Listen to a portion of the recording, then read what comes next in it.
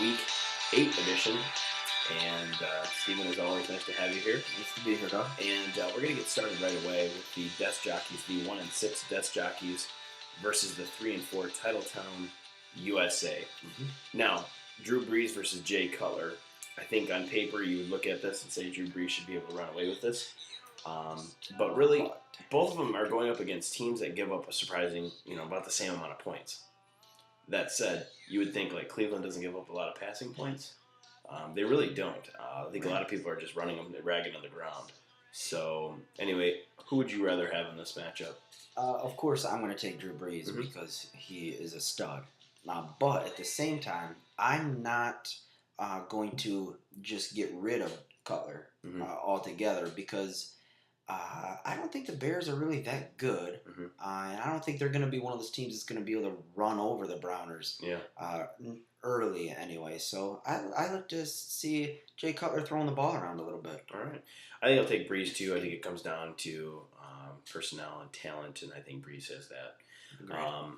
Running backs, Matt Forte has a tremendous matchup. Obviously, It basically comes down to Cutler. It could be throwing to Forte here, so it's going to be maybe canceling each other out. But Cleveland gives up the most touchdowns to running backs, as far as fantasy goes. 10 touchdowns so far they've given up. I tell you what, the Desk Jockey could really use a 40-point performance out of Forte. Well, let's be honest with each other. Forte really hasn't been that number one pick that everyone's hoping. Now, we put the disclaimer on that. We understand the whole keeper situation, blah, blah, blah, blah. Regardless, he was still the number one pick. He's the most coveted player. He was. And he hasn't really proven it yet. Is this the week he breaks out then? I don't think so. I think that Desk Jockey has not done a very good job of taking that first round pick, that number one overall pick, and caressing him into what he needs to be. He needs to be molded. Be the Potter. Yes, that's a nice analogy. Joseph Adai against San Francisco. Joseph Adai is having a surprisingly decent year. He's been healthy all year long. That could be the jinx on him, so I apologize if that happens. That's what happens when you have a number one draft pick, a round one draft pick that plays the same position as you. You get it in gear, and that's what has happened to Mr. Adai. Yeah, so Joseph Adai should have an okay day, somewhere in the middle teens. Ronnie Brown, Reese Jones-Drew. I know you hate the Wildcat, but again, I think he's going to make you eat your words. You can't really throw out stats here as a running back because he could be a quarterback as well. He could be a wide receiver. You never really know. As gay as he is, the last time they played the Jets' vaunted defense, it didn't work out for the Jets. No. And Ronnie Brown dominated the Jets. So I would look for something similar to that. MJD coming off of a bye week against Tennessee.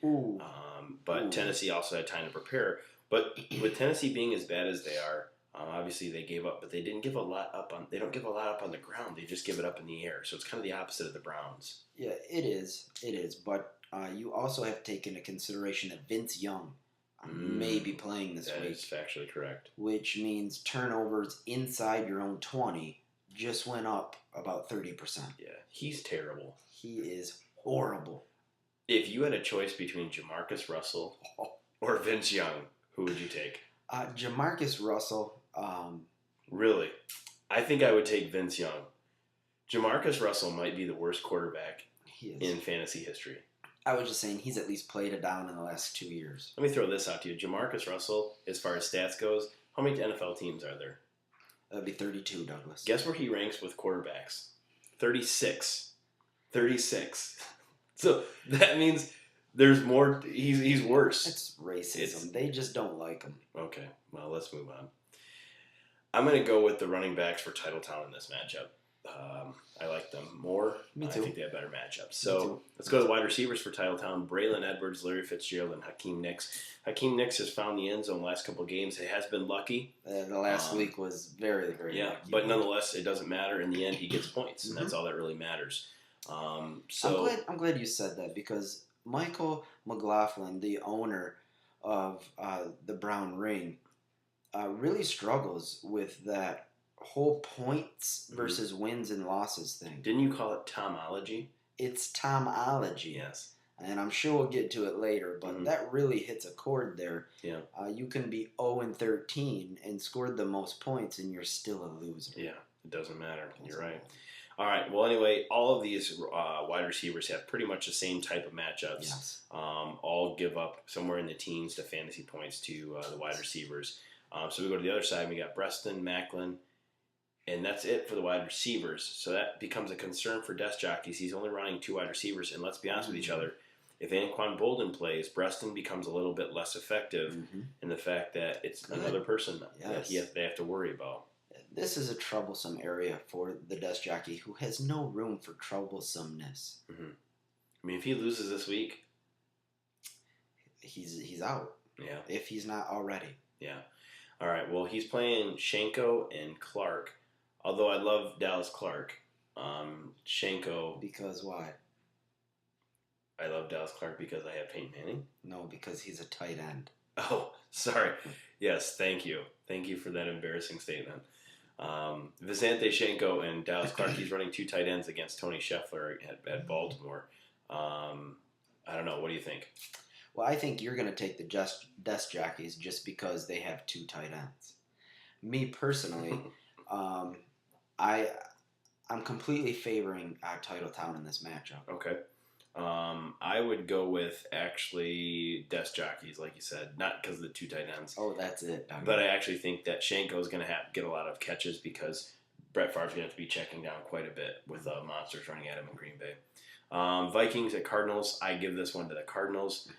Carolina Panthers are giving up 16.5 points to opposing fantasy defenses. So a good pickup by Titletown there. Anyway, anything you think this comes down to? I really don't like the 2 tight end set that Desk Jockeys is rolling with. I obviously look at the rest of his roster and understand why he is doing that. But I think that all the effort that he put into week number 1 to lay the smackdown on trash with success, I said that, with success, has left his tank on empty for the rest of the year, which is obvious. And you can't play 2 tight ends and win. I'm calling for Titletown to have an above-average day for Titletown standards and get back to the win 1, lose 1, win 1, so on and so on every week. It's his turn to win this week. I like Titletown. I like Titletown as well. I think that the matchups favor his running backs, and I think that's where the points are going to be. I do think that Larry Fitzgerald should have a decent day as well. But I think it's going to be won and lost on his defense. I mean, Cardinals will probably help him out quite a bit. It's a good call. So, that said, we both take Titletown here. No offense to the jockeys. He's going to be putting himself in a little bit of a hole. Maybe he'll be able to weasel his way out. Who knows? All right. We'll be right back with our next matchup.